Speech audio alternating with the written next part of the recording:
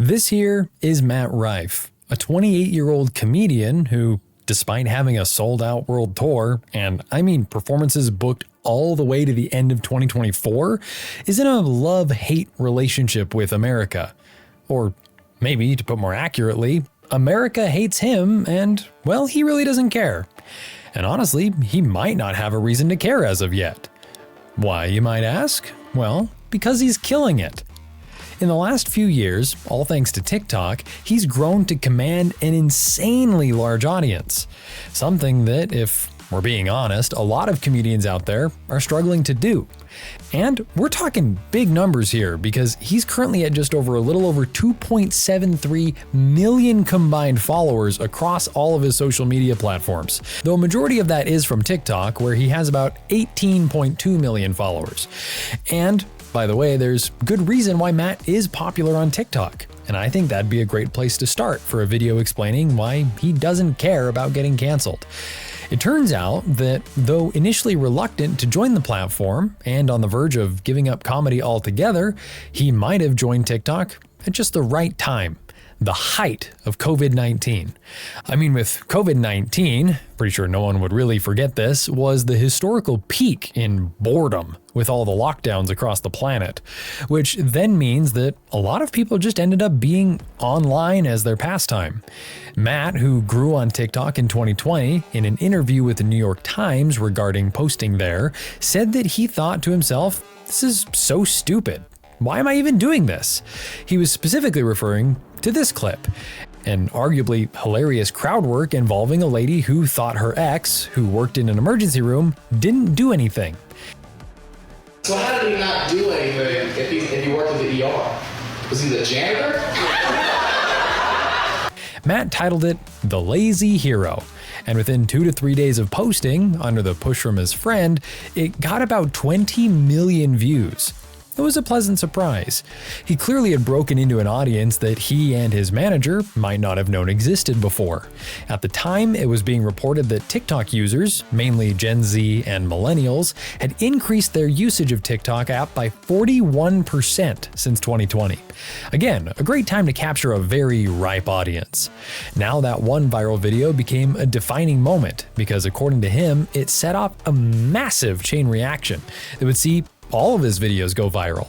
People who saw it went back and watched all the content that he'd been posting since joining the platform.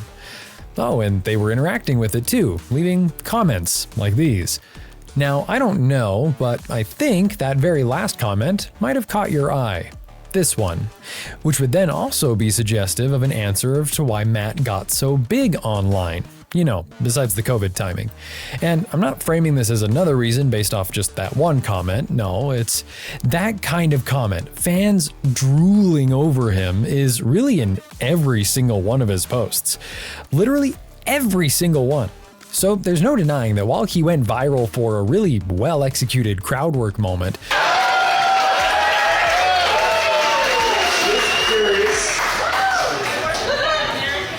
You work for American Airlines? Oh, fuck you! Oh my god! Where are my bags? Where are they? Oh my god! what added fuel to that fire were his looks. I mean, how many times have you come across a comedian who's super attractive and yet better than average in his performances? Those chiseled jaws, those abs, perfect hair, and everything else in between have no place in comedy. We all know that male comedians who are killing it look like this, or this, or this, or this. No shade intended, by the way, that's just really what they look like. But seriously though, you have to agree that they've got nothing on this guy. Matt is supermodel level of attractiveness, which then allows it to make sense why he's at 18.2 million TikTok followers, right? Man, unsurprisingly, a lot of that fan base is female. Yep. Girls became his dominant fans, which, interestingly, has been disappointing for him. However, being disappointed hasn't stopped him from capitalizing on the attention. For instance, realizing that these fans were searching Matt Rife OnlyFans a lot on Google, he made a YouTube special, his first ever on the platform, and named it OnlyFans. A clearly clickbaity title, but it worked. That special, running for over an hour, has garnered over 12 million views in the past 2 years that it's been up. And this isn't the only time he's used his advantage to get more eyeballs. As I mentioned earlier in the video, his TikTok is just like a mashup of viral content. It's like he simply blew up and decided to milk out the attention as much as he could with videos like these two, being just about as viral as it gets. Now, I have hinted that he's been disappointed that a majority of his fans are female, but I think that doesn't really convey the weight of it. It'd be more accurate to say that he's been really repulsed by the idea of being perceived as a comedian for women, to the extent that he actively disengages from them and, as you'll see shortly, offends them. Starting with the repulsed bit, evidence for this is that in an interview with Variety, speaking about a Netflix special that he did, we'll talk about that special later in this video, he said, "I don't pander my career to women. I'd argue that this special is way more for guys." Really strong words there that I reckon are enough to tell you where his mind's at. But then, if you're still in doubt, there's even more. Back in 2016, in a different interview, and this was way before fame found him, he admitted that looking hot was a problem for him, saying people don't want to laugh at physically attractive people, and you don't want to walk on stage and people are looking at your arms rather than listening to your jokes. This meant that, according to him, he's had to work harder to shed that just a hot guy perception. In 2016, he talked about the same thing. And honestly, I think that this is why Matt has been in such a love-hate relationship with his fan base, because the more he tries to run away from them, and the fact that he's very physically attractive, the more all of it keeps coming back at him. Because how else would you explain him having the same problem 7 years apart, in 2016 and in 2023? My theory is that this is why he doesn't mind getting canceled. And I don't give a fuck! In other words, he'd rather get canceled but remain true to himself regarding the kind of audience that he wants to go after. Actually, in that 2016 interview, he clearly stated his intention of not wanting to be a male model. Exactly, yeah. Exactly. I'm not trying to be a fucking male model. Rather hoping to be just funny and in his element. Like, I just want to be funny, be me, and if girls like it, that's even better. And going back to the Netflix special, Natural Selection, could this theory explain that too? I would bet. Why? Well, because for starters, his response to the whole backlash that ensued revealed the true intentions behind what he did. Besides this comment, which I've already shown you, he's also said, "I pride myself on making my comedy for everybody. It's not for a specific demographic." Taking the two comments together, it's clear that he used the special as an opportunity to tell the world, hey, look, I'm Matt Rife and I can entertain more than just women on social media. Only that what he did to achieve that, respectfully phrased, was less than desirable. Now, if you have no idea what I'm talking about, you should probably Google Matt Rife controversy or Matt Rife backlash, and it'll probably be the first thing that pops up. Right at the start of the special, he makes a domestic violence joke that obviously does not sit well with a lot of people in the room. And my boy who I was with was like, yeah, I feel bad for her, man. I feel like they should, put her in the kitchen or something where nobody has to see her face, And I was like, yeah, but I feel like if she could cook, she wouldn't have that black eye. In the joke, he tells a story of being at a ratchet Baltimore restaurant with a friend and noticing that their server, a woman, has a black eye. They wonder why the restaurant wouldn't want to have her work in the kitchen so that customers don't have to see the black eye. He then jokes, yeah, but I feel like if she could cook, she wouldn't have had that black eye. I have a gut feeling that he knew that this was a bit too far because he immediately followed it up with just testing the waters, seeing if y'all are going to be fun or not. From Reddit, YouTube, the news, to giant publications, that joke's unhinged nature spread like wildfire. Everyone was calling for him to apologize, with some even branding his jokes misogynistic and sexist. Well, he did put out an apology, but that wasn't what everyone was expecting. It was a fake apology on his Instagram stories, and that tap to solve your issue link led people to a website that sells helmets to protect against seizures, head trauma, and head banging. The caption read, "If you've ever been offended by a joke I told, here's a link to my official apology." Again, going back to the theory, this whole thing feels like Matt simply not caring what the world does as long as he gets to the audience that he wants. I should also add here that it didn't help that Matt has not been a saint in the past, so to speak. For example, in 2016, at a time when he was doing collaborations with MTV, appearing severally on Wild 'N Out, some of his old tweets came up and they were blatantly racist, homophobic, and, well, rapey. And in 2020, he made this controversial tweet suggesting, as was maybe common then, that people of Korean, Chinese, and Japanese origins had something to do with the spread of COVID-19. Later on, he'd also been criticized for touching Zendaya without her permission in an episode of Wild 'N Out, though he had hinted at it earlier on in an Instagram post. You read the caption where it says he'll be invading her personal space. He also got called out at the end of 2023 for apparently telling a 6-year-old that his mother bought him presents with profits from OnlyFans, which honestly is a despicable thing to do. The list is extensive, but you get the point.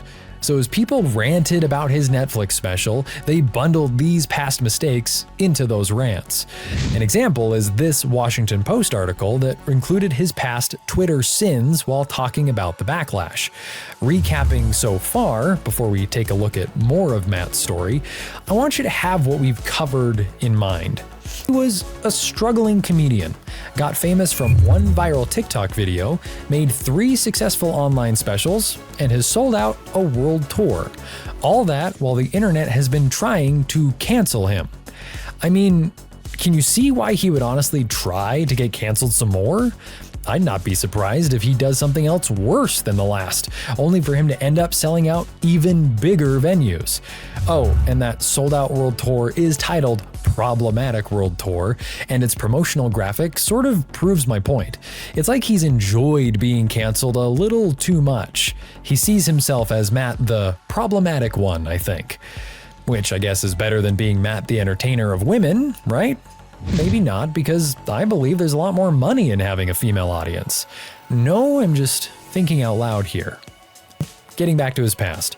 What's really interesting here is that though a white boy hailing from North Lewisburg, Columbus, Ohio, Matt was the farthest thing from living a white life or even being a white comedian. Why? Well, because for the majority of the 11 years that he claimed to have been struggling as a stand-up comedian, he's acted black. Or rather, he's been accused of acting black. These accusations in a 2022 tweet, but there's a whole lot of evidence backing it up. For example, this picture on his Facebook from 2015 captioned, "Just your average black teenager trying to look marketable." Another example is when he admitted that, though unintentional, he would find himself in the black audience scene, and the market in general, because black comedians were the only ones more open to sharing the spotlight. They were the only ones willing to help him out as he struggled to come up. There's also the fact that he said he looked up to Dave Chappelle as one of his greatest influences. There's really no getting blacker in terms of comic delivery than Chappelle. I'd also throw in here that Matt talked of Chappelle being a large influence on him while sharing the best advice Chappelle had given him. It suggests that it pays to be careful when trading opportunities for money. Anyone who knows Chappelle's story would agree with. Going back to Matt's association with black audiences, he's actually worked with a lot of black comedians and influential figures to get where he is. At just 14 years old, for instance, having decided to become a comedian after attending a Dave Cook show in the mid-2000s, he was discovered by his manager, Garrett Abdu, while arguing with the legendary D.L. Hewley, a black comedian. I should also mention that merely existing in the environment he did, Atlanta, he'd picked up a lot of black mannerisms in the way of talking. Remember, that was part of his defense when he was accused of speaking black. Some have called this a blaccent, terming it wrong. His mentor, Eric Griffin, actually confirms that Matt was probably a step away from being black here.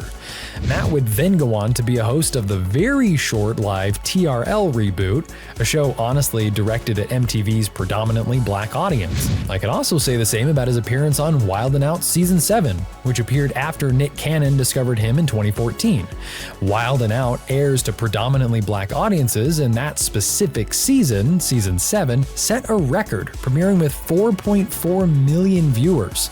Now, the reason I'm mentioning all of this, besides highlighting a unique side to Matt, is to show you that he'd built a significant black audience before the viral TikTok shoved him right into a whole new audience. What's insane though is that despite having worked so hard to get inroads in the black community, Matt took a piss at that audience too. I mean, he performed in Atlanta for close to 11 years and really had no fun? Is it no wonder that a section of black Twitter came after him with tweets like this one and this one? Also, I believe he knows this because his current world tour, the Problematic World Tour, skips Atlanta altogether. Oh, and there's also this crowd work that he did interrogating an interracial couple that became sort of controversial in the black community. Sort of for the umpteenth time, proving my point. This here, for example, is an excerpt of an article criticizing him for trying to suggest an assumed understanding of what it means to be black. I don't know if you can already see a pattern here. First, he cozies to the black audiences, even though he claims that it was unintentional, becomes comfortable enough to stir controversies, using racial slurs and all, and then right at the height of it, shuns that audience and moves on. Is it then no wonder that some, like this Mother Jones article, have suggested that men will probably be his next victims? The article actually goes through some of the implications of Matt trying so hard to please his male audience. Using his appearance in a Jordan Peterson podcast as an example, the article claims that Matt could just as well be following the path of parroting right-wing talking points, that he might just be compared to the likes of Ben Shapiro, but with more harm because some women still feel the obligation to listen to him. Or maybe just Matt has found his audience. Maybe all along he wanted to be canceled so that he could land on, as this Redditor claims, a straight, white, Republican male fan base. This article here, for instance, calls the mere appearance on that podcast as Matt's giant FU to his female fans. So what do you think? Matt been trying to get canceled intentionally?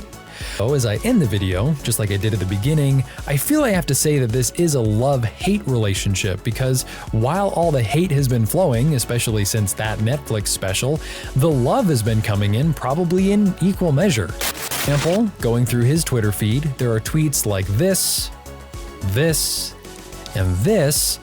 and many more that are all in praise of the guy for killing it on his new world tour. I mean, how about that?